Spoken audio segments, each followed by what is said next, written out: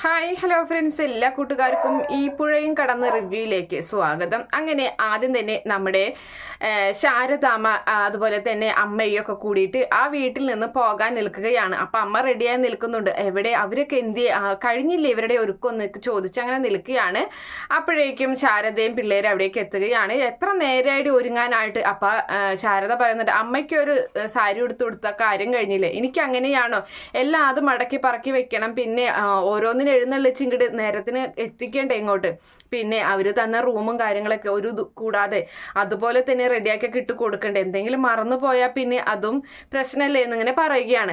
അപ്പൊ കാവേരി ചോദിക്കുന്നു, എല്ലാം എടുത്തില്ലേ അമ്മയെന്ന് ചോദിക്കുമ്പോൾ എന്തോ ഒന്ന് മറന്ന പോലെ തോന്നുന്നുണ്ട്, അത് അമ്മയ്ക്ക് എന്നുള്ളതല്ലേ എന്നിങ്ങനെ യമുന മറുപടി പറയുകയും ചെയ്യുകയാണ്. അപ്പോഴേക്കും അവിടേക്ക് നമ്മുടെ വിനീത് വരികയാണ്. കഴിഞ്ഞില്ലേ എന്ന് ചോദിക്കുന്നുണ്ട്. അപ്പോൾ കഴിഞ്ഞു. അപ്പൊ പെട്ടിയൊക്കെ എടുത്ത് വിനീത് കാറിൽ കൊണ്ടുവയ്ക്കുകയാണ്. അങ്ങനെ അവിടെ നിന്ന് അവർ പോകാൻ നേരം നമ്മുടെ ശാരദ പറയുന്നുണ്ട്, അല്ല താരോട് യാത്ര പറയണ്ടേ എന്ന് പറയുകയാണ്. എന്തിനാ അമ്മ ഇങ്ങോട്ട് നടന്ന്, അതൊന്നും ആവശ്യമില്ല, നമ്മളോട് എങ്ങനെ പെരുമാറിയത് എന്നിങ്ങനെ യമുന പറയണം. അതല്ല മോളെ, എന്തായാലും ഒന്ന് പറയാമെന്ന് പറയാൻ നിൽക്കുന്നു. മുകളിലോട്ട് നോക്കി നിൽക്കുകയാണ്. അപ്പോഴേക്കും ഗംഗയും അവിടെയുണ്ട്. അപ്പൊ ഗംഗ താരേ എന്ന് വിളിക്കുകയാണ്. അപ്പൊ താരമോളെ എന്നിങ്ങനെ ശാരദയും വിളിക്കുന്നുണ്ട്. അപ്പൊ താര താഴോട്ട് ഇറങ്ങി വരികയാണ്. അങ്ങനെ എന്താ ഞങ്ങൾ പോകാട്ടോ എന്ന് പറയുന്നുണ്ട്. ശരി എന്ന് പറയാണ്. അപ്പോൾ ഞാൻ എന്തായാലും ഇവിടെ ഒറ്റയ്ക്കല്ലേ ഉള്ളൂ, പോകുമ്പോൾ അതിലൊന്ന് ചരിക്കും, ഞാൻ വർക്കിലായിരുന്നു എന്നും താര പറയുന്നുണ്ട്. അപ്പോൾ ഒരു അഹങ്കാര ഭാഗത്തോടുള്ള സംസാരം കാര്യങ്ങൾ. അപ്പൊ അത് കണ്ടിട്ട് ദേഷ്യം വന്ന് മറ്റുള്ളവരൊക്കെ നിൽക്കുകയും ചെയ്യുന്നുണ്ട്. അപ്പൊ അങ്ങനെ അവരവിടെ നിന്നും പോവുകയാണ്, ഇറങ്ങുന്നുണ്ട് പടി. അങ്ങനെ ഇറങ്ങിയതിന് ശേഷം അമ്മയ്ക്ക് എന്തെങ്കിലും ആവശ്യമുണ്ടായിരുന്നു ഇപ്പൊ അവളോട് ചെന്നിട്ട് യാത്ര പറയേണ്ടത് എന്ന് യമുന ചോദിക്കണം. അതല്ല, അതങ്ങനെയല്ല, നമ്മുടെ മര്യാദ അങ്ങനെയല്ല അല്ല അമ്മയെന്ന് ചോദിക്കുമ്പോൾ അമ്മ പറയുന്നുണ്ട്, പിന്നെ മര്യാദ അവളെ മോന്തയ്ക്കൊക്കെ ഒന്ന് കൊടുക്കേണ്ടതായിരുന്നു എന്നിങ്ങനെ പറഞ്ഞിട്ട് അങ്ങനെ അച്ഛമ്മ എൻ്റെ കൂട്ടാണ് അല്ലേ എന്നും പറഞ്ഞിട്ട് നമ്മുടെ യമുന കെട്ടിപ്പിടിച്ച് പോകുന്നുണ്ട്. അങ്ങനെ അവർ കാറിൽ കയറി അവിടെ നിന്നും പോവുകയാണ്. അവർ പോകുന്നത് നോക്കി നിൽക്കുന്നുണ്ട്. വാതിൽ പടിക്കൽ തന്നെ അവളിങ്ങനെ നോക്കി നിൽക്കുകയാണ്. എന്നിട്ട് ഉടനെ തന്നെ ജയപാലനെ വിളിച്ചിട്ട് പറയുന്നുണ്ട്, ഞാൻ അവരെ ഈ വീട്ടിൽ നിന്നും ഇറക്കി വിട്ടിട്ടുണ്ട്, ഇനി ജയപാലൻ അങ്കിൾ നോക്കിക്കോളാം ബാക്കി എന്ന് പറയുകയും ചെയ്യുകയാണ്. അങ്ങനെ അതിനുശേഷമാണെങ്കിൽ ഇവർ വേഗം ആ വീട്ടിലോട്ടാണ് ചെല്ലുന്നത്, നരൻ്റെ വീട്ടിലോട്ട്. അപ്പോൾ അവിടെ വന്നിറങ്ങിയതിന് ശേഷം വീട് കണ്ട് ഞെട്ടി നിൽക്കുകയാണ്. ഇത്ര വലിയ വീടോ എന്ന് ചോദിക്കുന്നുണ്ട്. അപ്പോൾ ആ സമയത്ത് ഇതല്ല മോളെ നമ്മൾ താമസിക്കാൻ പോകുന്നത്, അപ്പുറത്ത് അതാണ് അവരുടെ ഔട്ട് ഹൗസ് ആണ്, അതാണ് താമസിക്കാൻ പോകുന്നത് എന്ന് പറയുകയാണ്. അയ്യേ, ഇത്ര ചെറിയ വീടോ എന്ന് യമുന ചോദിക്കുകയാണ്. അപ്പം പറയുന്നുണ്ട്, അത് ഇവിടുന്ന് നോക്കുന്ന പോലെയല്ല, ഇതൊരു ഭാഗമല്ലേ ഉള്ളൂ, വീടിൻ്റെ ഫ്രണ്ട് നോക്കുമ്പോൾ നല്ലതാണ് എന്ന് പറയുന്നുണ്ട്. എന്നാലും എന്നൊക്കെ ഇങ്ങനെ പറഞ്ഞു നിൽക്കുകയാണ്. അപ്പോൾ ശാരദ പറയുന്നുണ്ട്, ഞാൻ എന്തായാലും ബെല്ലടിച്ചിട്ട് താക്കോല് ചോദിക്കട്ടെ എന്ന് പറഞ്ഞിട്ട് അങ്ങനെ എല്ലാവരും അവിടെ ഇറങ്ങി ഇങ്ങനെ നിരന്ന് നിൽക്കുകയാണ്.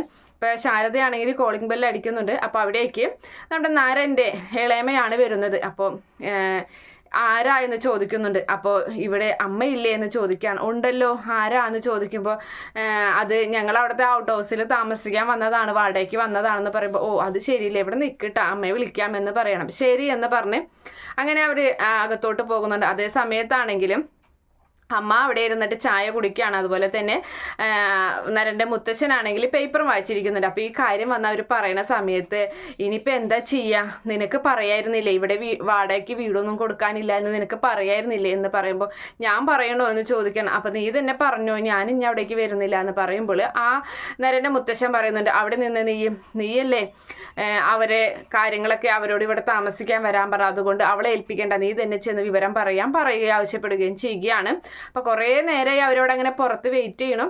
അതേ സമയത്ത് നമ്മുടെ നരനെ കാണിക്കുന്നുണ്ട്. നരനാണെങ്കിൽ മൂട്ടി പൊതച്ച് കിടന്നുറങ്ങുകയാണ്, നല്ല ഉറക്കത്തിലാണ്. അപ്പൊ ആ സമയത്ത് ജയപാലൻ നരനെ വിളിക്കുകയാണ്. അപ്പോൾ കോള് തല വഴി പുതപ്പിട്ട് മൂടിയിരിക്കുകയാണ്. കൈ പുറത്തേക്ക് ഇട്ടിട്ട് ആ ഫോൺ കട്ട് ചെയ്യുന്നുണ്ട് കോള്. അപ്പോൾ വീണ്ടും വിളിക്കുന്നുണ്ട് ജയപാലൻ. വീണ്ടും വിളിച്ചിട്ട് ഹലോ എന്ന് ചോദിക്കുകയാണ് നമ്മുടെ നേരൻ. ജയപാലനാണ്. ശരി എന്നും പറഞ്ഞ് വീണ്ടും കട്ട് ചെയ്യുന്നുണ്ട്. അപ്പോൾ ജയപാലൻ ഇവൻ എന്ത് കാണിച്ചതെന്നും ചോദിച്ചിട്ട് വീണ്ടും വിളിക്കുകയാണ്. അപ്പോൾ ഞാനാണ് ജയപാലനാണ്. അപ്പോൾ അതിനെന്താ എന്ന് ചോദിക്കുന്നുണ്ട്. അപ്പോൾ എനിക്കൊരു കാര്യം പറയാനുണ്ട് എന്നും പറഞ്ഞിട്ട് വീണ്ടും കട്ട് ചെയ്യണം. 4ാമത്തെ പ്രാവശ്യം വിളിക്കുകയാണ്. ഇവന് അപ്പം ശരിക്കും മനഃപൂർവ്വം കട്ട് ചെയ്യുന്നത് ആണില്ലേ എന്ന് പറയുന്നുണ്ട്. എടാ എനിക്കൊരു കാര്യം പറയട്ടെ. അങ്ങനെ അടുത്ത കാര്യത്തിലേക്ക് വരൂ. എന്താണ് കാര്യം എന്ന് ചോദിക്കുകയാണ്. ഞാനാണ് ജയപാലനാണ്. നിങ്ങളുടെ വീടിൻ്റെ അവിടെ ഒരു ഔട്ട് ഹൗസ് വാടകയ്ക്ക് കൊടുക്കാനുണ്ടെന്ന് പറഞ്ഞേ കേട്ടല്ലോ, ശരിയാണോ എന്ന് ചോദിക്കുന്നുണ്ട്. ഇവിടെ ഒരാളുടെ വാടകയ്ക്കൊന്നും കൊടുക്കാനില്ല എന്ന് നരൻ ചൂടായിട്ട് ഇങ്ങനെ പറയുകയാണ്. അപ്പം ഉണ്ടായാലും അത് ആർക്കും കൊടുത്തു കഴിഞ്ഞാലും എനിക്കൊരു പ്രശ്നമില്ല. പക്ഷെ ഇപ്പൊ വന്നിരിക്കുന്ന അവിടെ ശാരദയും മക്കളും വന്നിട്ടുണ്ട്. അവർക്ക് ആ വീട് കൊടുക്കരുത്. കൊടുത്തു കഴിഞ്ഞു കഴിഞ്ഞാല് എൻ്റെ സ്വഭാവം നീ അറിയും, നീയും നിന്റെ വീട്ടുകാരും. ഞാൻ ഒരു ബുൾഡോസർ കൊണ്ടുവന്ന് ആ വീട് മുഴുവനും ഇടിച്ചു നിരപ്പാക്കി നിന്റെ വീട്ടിലുള്ളവരെയൊക്കെ ഞാൻ ഇടിച്ചു നിരപ്പാക്കുകയും ചെയ്യും. അതുപോലെ തന്നെ ഈ തൃശ്ശൂർ പൂരത്തിന് അമിട്ട് പൊട്ടണ കേട്ടിട്ടുണ്ട്, അതുപോലെ വന്ന് ഒക്കത്തിനെ ഞാൻ പൊട്ടിക്കും എന്നൊക്കെ ഇങ്ങനെ പറഞ്ഞ് ഭീഷണിപ്പെടുത്താണ്. എന്തായാലും ആ ഭീഷണി നമ്മുടെ നരൻ കൈക്കൊള്ളുകയാണ്. നരൻ പറയുന്നത് എന്നിട്ട് എനിക്ക് ശരിക്കും മനസ്സിലായില്ലല്ലോ എന്നിങ്ങനെ ചോദിക്കുകയാണ്. അപ്പോൾ ഇത്ര നേരം ഞാൻ പറഞ്ഞിട്ട് നിനക്കൊന്നും മനസ്സിലായില്ല, സത്യം പറഞ്ഞാൽ എനിക്ക് മനസ്സിലായില്ല എന്നിങ്ങനെ നരൻ കളിയാക്കിക്കൊണ്ട് പറയുകയാണ്. പിന്നെ താൻ ഇങ്ങോട്ട് വാടോ എന്ന് പറയുകയാണ്. എന്ത് എന്ന് ചോദിക്കുന്നു ജയപാലൻ. അപ്പൊ തന്നോട് തന്നെയാണ് പറഞ്ഞത്, താൻ എന്തായാലും ബുൾഡോസറും കൊണ്ട് ഇങ്ങോട്ട് വായോ, എൻ്റെ വീട്ടിലുള്ളവരെയും വീടൊക്കെ നിരപ്പാക്കാൻ വേണ്ടി ഞാൻ ഇവിടെ ഉണ്ടാകും, കേട്ടോടോ ജയപാല. ഇനിയിപ്പോ പറഞ്ഞത് കൊണ്ട് തന്നെ ഞാൻ എന്തായാലും അതിന് ഇത് തന്നെ ചെയ്യാൻ പോവുകയാണ് എന്ന് പറഞ്ഞ് അങ്ങനെ ഫോൺ കട്ട് ചെയ്യുകയാണ്. അപ്പൊ അതേ സമയത്ത് നമ്മുടെ ഈ മുത്തശ്ശി അവരോട് ചെന്ന് വിവരം പറയാൻ നിൽക്കണ നേരം തന്നെ അവിടേക്ക് നരൻ ഇറങ്ങി വരികയാണ്. അപ്പോൾ നരൻ പറയുന്നുണ്ട്, ഇന്നലെ എന്നോട് ഔട്ട് ഹൗസിന്റെ താക്കോല് ചോദിച്ചത് എന്തിനാണെന്ന് എനിക്കിപ്പോൾ മനസ്സിലായി, അടിച്ചു വാരാനും തുടയ്ക്കാനൊന്നും അല്ലാലേ എന്നിങ്ങനെ പറയുകയാണ്. അപ്പോൾ അത് പിന്നെ മോനെ എനിക്കൊരു നേരത്തെ ഒരു തോന്നൽ അങ്ങനെ തോന്നിയതാണ്, ഞാൻ എന്തായാലും അവരോട് പറഞ്ഞോളാം ഇവിടെ വാടകയ്ക്ക് വീടില്ല എന്ന് പറഞ്ഞ് മുത്തശ്ശി അവിടെ പോവാൻ നിൽക്കുമ്പോൾ മുത്തശ്ശി അവിടെ നിന്ന് എന്ന് പറഞ്ഞിട്ട് നാരൻ അവന്റെ കയ്യിലുണ്ടായിരുന്ന താക്കോൽ എടുത്തിട്ട് ഇനി എന്തായാലും അവർ ഈ വീട്ടിൽ തന്നെ താമസിക്കട്ടെ, അവർ ഇവിടെ നിന്നും പറഞ്ഞയച്ചാലാണ്, ഇവിടെ താമസിച്ചില്ലെങ്കിലാണ് എൻ്റെ സ്വഭാവം മാറാൻ പോകുന്നത് എന്നും പറഞ്ഞ് ആ താക്കോല് മുത്തശ്ശിയുടെ കയ്യിൽ കൊടുത്തിട്ട് അവൻ മുകളിലേക്ക് കയറി പോവുകയാണ്. ഒന്ന് ചിരിച്ചുകൊണ്ട് മീശൊക്കെ പിരിച്ച് മുകളിലോട്ട് കയറി പോവുകയാണ്. അപ്പം മുത്തശ്ശിക്ക് ഒരുപാട് സന്തോഷമാകുന്നുണ്ട്. മുത്തശ്ശി ഈ ഭഗവാനെ നീ എൻ്റെ പ്രാർത്ഥന കേട്ടല്ലോ എന്നിങ്ങനെ പറയുകയും ചെയ്യാണ്. അതിനുശേഷം ആ താക്കോല് കൊണ്ട് അവർക്ക് കൊണ്ടു കൊടുക്കുകയാണ്.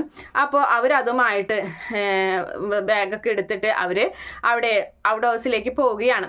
അപ്പോൾ ആ സമയത്ത് ഔട്ട് ഹൗസിലാണെങ്കിൽ വീടൊക്കെ കണ്ടിട്ട് നല്ല വീടാണല്ലോ എന്നൊക്കെ ഇങ്ങനെ പറഞ്ഞ് നിൽക്കുന്നുണ്ട്. അപ്പോൾ ആ സമയത്ത് വാതില് നമ്മുടെ ശാരദ വാതില് തുറന്ന് നിൽക്കണം. അപ്പോൾ ആ അമ്മയെ പറ്റി പറയുന്നുണ്ട്, അവർ ഇന്നലെ കണ്ട പോലെയല്ല, അമ്പലത്തിൽ കണ്ട പോലെയല്ല, എന്തോ ഒരു പ്രത്യേകത, അവരാരൊക്കെ പേടിക്കുന്നത് പോലെ തോന്നുന്നുണ്ട് എന്നൊക്കെ ഇങ്ങനെ നമ്മുടെ കാവേരി പറയുകയാണ്. അങ്ങനെ വാതില് തള്ളി തുറന്ന് നോക്കുമ്പോൾ അതായിരിക്കുന്നു വെട്ടുകത്തി കയ്യിലായിട്ട് നമ്മുടെ ജയപാലൻ കസേരയിൽ ഇരിക്കുന്ന കാഴ്ച കണ്ട് നമ്മുടെ ശാരദ ഞെട്ടിപ്പോവുകയാണ്. അതുപോലെ തന്നെ പിള്ളേരും ഞെട്ടിപ്പോകുന്നുണ്ട്. എന്തായാലും നാളത്തെ പ്രൊമോയില് ഇവര് തമ്മിൽ നല്ല സ്റ്റണ്ട് നടക്കുന്നുണ്ട്. വിനീതിനൊക്കെ തല്ലാൻ കൈ ഓങ്ങുന്നുണ്ട് ജയപാലൻ. അപ്പൊ വിനീത് അയാളെ തള്ളിയിടുന്നുണ്ട്. അതുപോലെ തന്നെ നമ്മുടെ കാവേരിയുള്ള ശക്തി എടുത്തിട്ട് അയാളെ പുറത്തേക്ക് തട്ടി മാറ്റുകയാണ്. 3 പെൺപിള്ളേരും കാവേരിയും അതുപോലെ നമ്മുടെ യമുനയും പിന്നെ ഗംഗയും നിരന്നങ്ങനെ നിൽക്കുന്നുണ്ട് അവനെ തോൽപ്പിക്കാൻ എന്നോണം. എന്തായാലും അവിടെ നിന്ന് അവനെ പുറത്താക്കി വാതിലടച്ച് അവരവിടെ കയറുകയും അതുപോലെ തന്നെ കാവേരി ആണെങ്കിൽ പൂട്ടിക്കിടക്കുന്ന ഒരു വാതിൽ അങ്ങനെ തുറക്കാനുള്ള ഒരു നോട്ടും കാര്യങ്ങളൊക്കെ നിൽക്കുന്ന ഒരു ഭാഗത്തൊക്കെ കാണിച്ചിട്ടാണ് ഇന്നത്തെ എപ്പിസോഡ് അവസാനിക്കുന്നത്. ഈ റിവ്യൂ ഇഷ്ടപ്പെടുകയാണെങ്കിൽ ഈ ചാനൽ ഒന്ന് സബ്സ്ക്രൈബ് ചെയ്ത് സപ്പോർട്ട് ചെയ്യണേ. Okay friends, bye, thank U.